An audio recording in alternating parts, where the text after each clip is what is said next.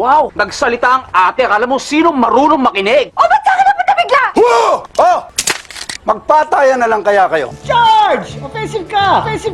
Kasi dibdib, sakit to! Charging talaga. Saka ba? Eh kasi kung pinasa mo na sana, hindi sana tapusin laro, di ba? Ako mismo, hindi ganun din. Libreng-libre. Sa bagay, ikaw lang magaling, di ba? Oo!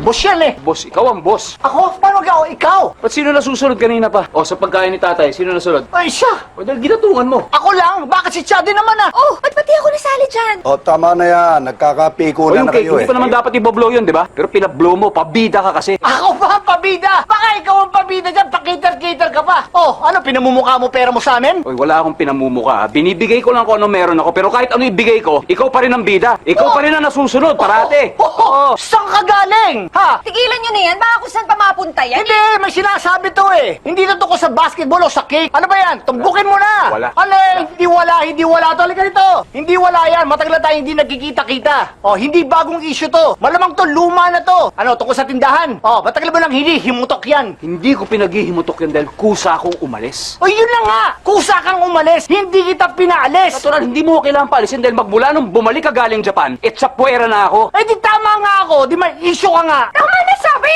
Wow! Nagsalita ang ate. Akala mo sino marunong makinig? O, ba't sa akin napunta bigla? Oh! Oh! Magpatayan na lang kaya kayo. Kung pupunta lang kayo rito para mag-away-away, wag na. Para kayong hindi magkakapatid ah.